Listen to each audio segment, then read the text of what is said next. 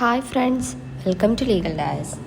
ഈ ഒരു വീഡിയോ നമ്മൾ ഡിസ്കസ് ചെയ്യാൻ പോകുന്നത് പബ്ലിക് ഇൻ്റർനാഷണൽ ലോ എന്ന് പറയുന്ന സബ്ജക്റ്റിൻ്റെ അണ്ടറിൽ വരുന്ന ബാലൻസ് ടോപ്പിക്കാണ്. അപ്പോൾ നമ്മൾ കഴിഞ്ഞ വീഡിയോയിൽ ഓപ്പൺഹെയിമിൻ്റെ കുറച്ച് ഡെഫിനിഷനൊക്കെ പറഞ്ഞിട്ടുണ്ടായിരുന്നു. ആൻഡ് അതിൻ്റെ ഡ്രോബാക്സ് എന്തൊക്കെയാണ്, അല്ലെങ്കിൽ ക്രിറ്റിസിസം എങ്ങനെയാണ്, ലിമിറ്റേഷൻസ് എന്നൊക്കെ ഉള്ളൊരു കാര്യം പറഞ്ഞിട്ടുണ്ടായിരുന്നു.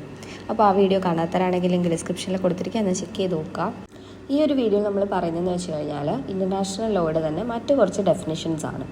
അപ്പോൾ ഈ ഒരു ഓപ്പൺഹെയിമിൻ്റെ ബുക്ക് സർ റോബർട്ട് ജെന്നിങ്സും അതുപോലെ തന്നെ സർ ആദർ വാറ്റ്സും കൂടി ഈ ഒരു ഡെഫിനിഷൻ റിവൈസ് ചെയ്തായിരുന്നു. ഈ ഓപ്പൺഹെയിം കൊടുത്ത ഡെഫിനിഷൻ തന്നെ റിവൈസ് ചെയ്തുകൊണ്ട് ഈ ഓപ്പൺഹെയിമിൻ്റെ ബുക്കിൻ്റെ തന്നെ 9th എഡിഷൻ്റെ എഡിറ്റേഴ്സാണ് ഇവർ രണ്ടുപേരും. അപ്പം ഈ ഒരു ഡെഫിനിഷനെ അവരെങ്ങനെയാണ് റിവൈസ് ചെയ്തത് എന്നുള്ള കാര്യം നമുക്ക് നോക്കാം. അപ്പോൾ ആദ്യം തന്നെ ഓപ്പൺഹെയിമിൻ്റെ ഡെഫിനിഷൻ ഒന്നുകൂടെ ഓർത്ത് വെക്കുക. Law of Nations or international law is the name for the body of customary and conventional rules which are considered legally binding by civilized states in their intercourse with each other. ഇതായിരുന്നു ഓപ്പൺഹെയിം കൊടുത്തിരുന്ന definition.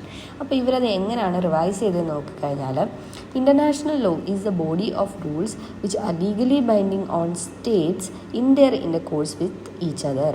These rules are primarily those which govern the relation of the state, but states are not only the subjects of international law.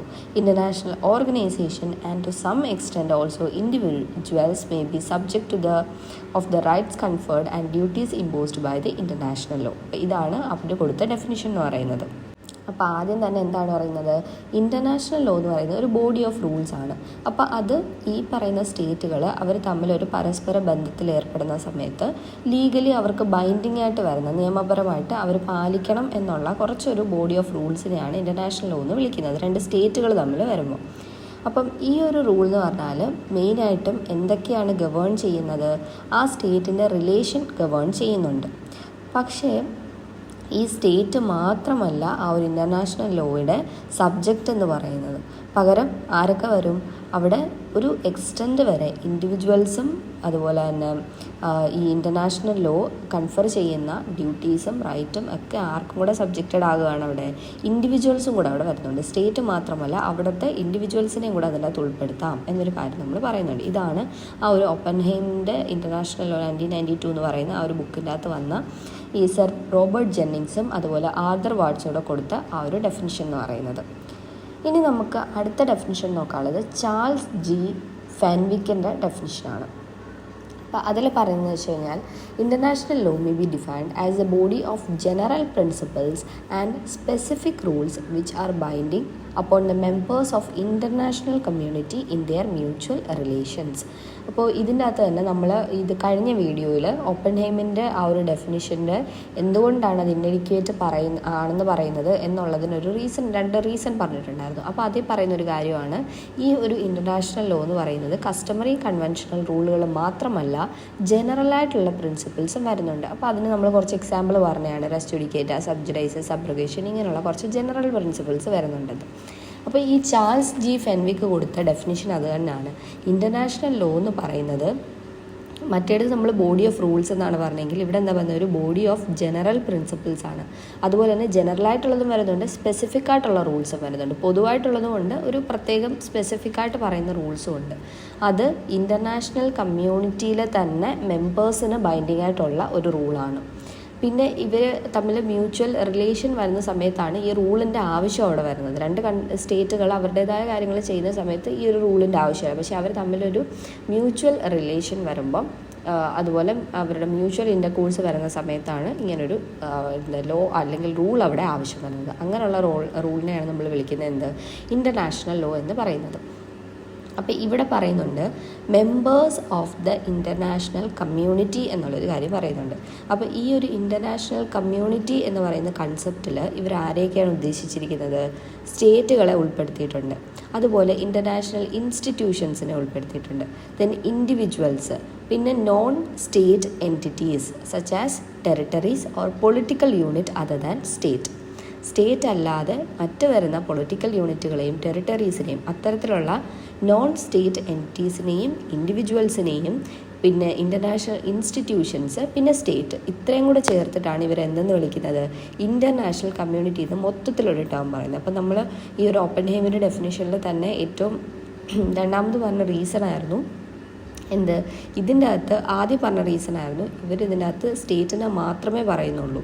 Not only ആ ഒരു relationship rules that regulate the relationship not only of the state അല്ല, ബാക്കി international organisation വരണം, state entities, individuals എല്ലാം വരണമായിരുന്നു എന്നാണ് നമ്മൾ ആ ഡെഫിനിഷൻ പറഞ്ഞത്. അപ്പം അതെല്ലാം കൂടെ ചേർത്ത് വരുന്നൊരു ഡെഫിനിഷനാണ് ഈ ഒരു ചാൾസ് ജി ഫെൻവിക്കിൻ്റെ ഡെഫിനിഷൻ എന്ന് പറയുന്നത്.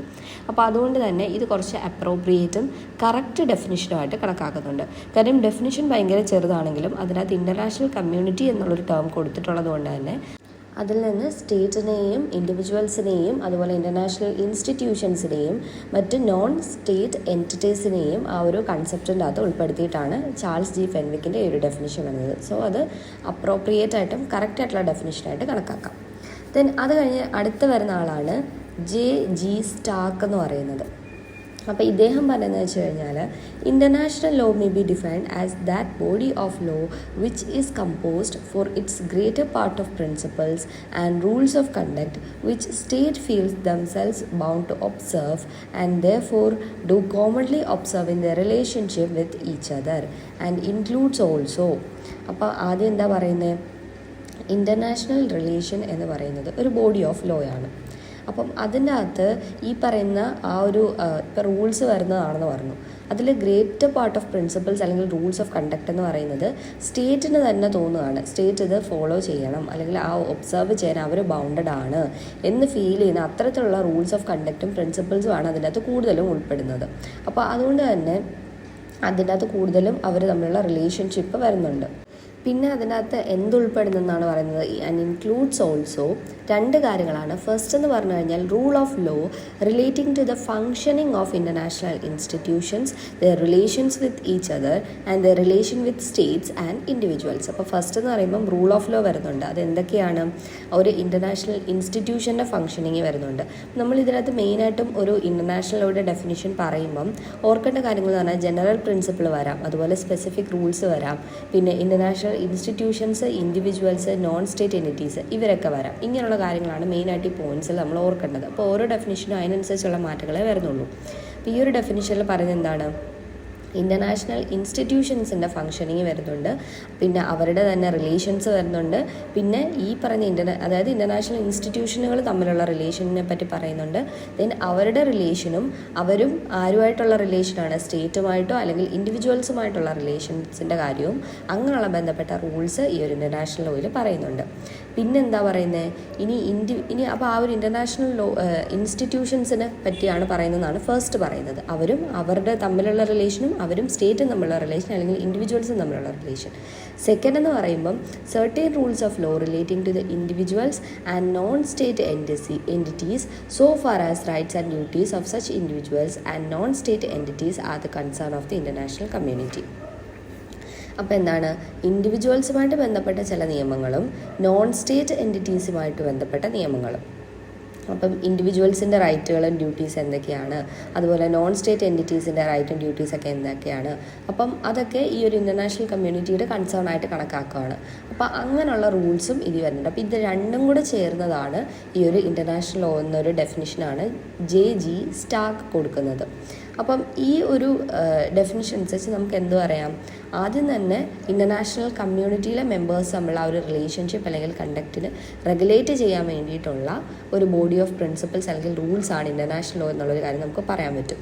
രണ്ടെന്ന് പറഞ്ഞു കഴിഞ്ഞാൽ ഇൻ്റർനാഷണൽ കമ്മ്യൂണിറ്റിക്കകത്ത് ഈ പറയുന്ന state, international organisation, non state entities, individuals വരും.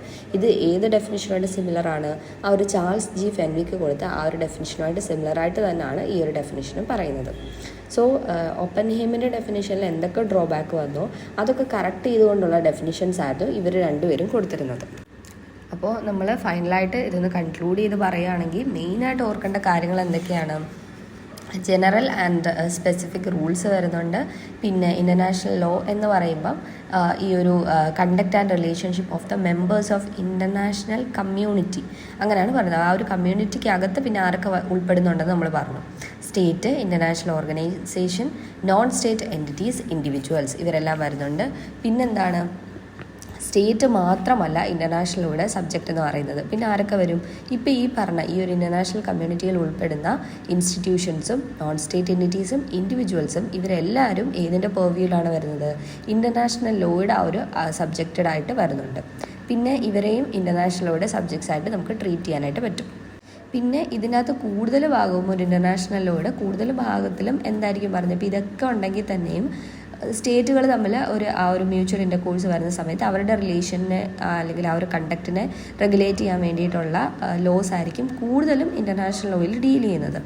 പിന്നെ അതിൻ്റെ കൂട്ടത്തിൽ ഇതും കൂടെ ഉണ്ട്. പിന്നെന്താണ് ഈ പറയുന്ന ആ ഒരു ഇൻ്റർനാഷണൽ ഓർഗനൈസേഷൻ എങ്ങനെയൊക്കെയാണ്, അല്ലെങ്കിൽ അതിൻ്റെ കോൺസ്റ്റിറ്റ്യൂഷൻ എങ്ങനെയാണ്, ആരൊക്കെയാണ് ആ ഒരു ഇൻ്റർനാഷണൽ ഓർഗനൈസേഷനിൽ ഉണ്ടാവേണ്ടത്?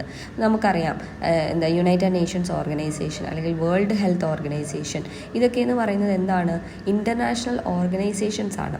അപ്പം ഇവരുടെ ഈ ഒരു ഓർഗനൈസേഷനിൽ ആരൊക്കെ ഉണ്ടായിരിക്കണം, അതിൻ്റെ കോൺസ്റ്റിറ്റ്യൂഷൻ എങ്ങനെയാണ്, അത് അവരെങ്ങനെയാണ് ഫങ്ഷൻ ചെയ്യുന്നത്, ഇങ്ങനെയുള്ള ലോസും ഈ ഒരു ഇൻ്റർനാഷണൽ ലോയിൽ തന്നെയാണ് പറയുന്നത്. പിന്നെന്ത് നമ്മൾ പറഞ്ഞു? അടുത്ത പറഞ്ഞ കാര്യമാണ് സ്റ്റേറ്റ്സ് തമ്മിലുള്ളതും അതുപോലെ തന്നെ ഈ ഒരു ഇൻ്റർനാഷണൽ ഓർഗനൈസേഷനും സ്റ്റേറ്റും തമ്മിലും ഇൻ്റർനാഷണൽ ഓർഗനൈസേഷനും ഇൻഡിവിജ്വൽസ് തമ്മിലുള്ള ആ ഒരു റിലേഷൻഷിപ്പിനെ റെഗുലേറ്റ് ചെയ്യുന്ന ലോസും ഇൻ്റർനാഷണൽ ലോയിലുണ്ട്. പിന്നെ ഫൈനലി പറഞ്ഞ കാര്യം എന്താണ്? നോൺ സ്റ്റേറ്റ് എൻറ്റിറ്റീസിൻ്റെയും അതുപോലെ തന്നെ ഇൻഡിവിജ്വൽസിൻ്റെയും റൈറ്റ്സ് ആൻഡ് ഡ്യൂട്ടീസിനെ പറ്റിയും ഇൻ്റർനാഷണൽ ലോ ഡീൽ ചെയ്യുന്നുണ്ട്. സോ ഇങ്ങനെ നമ്മൾ ഓരോ കാറ്റഗറിയിടും, അതായത് സ്റ്റേറ്റുകൾ മാത്രമല്ല ഈ പറയുന്ന ആളുകളും കൂടെ അതിൽ ഉൾപ്പെടുത്തുന്നുണ്ട് എന്നുള്ളൊരു കാര്യം കൂടി ആ ഒരു ഡെഫിനിഷനകത്ത് ഉൾപ്പെടുത്തി കഴിഞ്ഞാൽ ഇൻ്റർനാഷണൽ ലോയുടെ ആ ഒരു ഡെഫിനിഷൻ കംപ്ലീറ്റഡ് ആകും. അപ്പോൾ ഇത്ര ഐഡിയയാണ് നമ്മളതിൽ മനസ്സിലാക്കി വെക്കേണ്ടത്.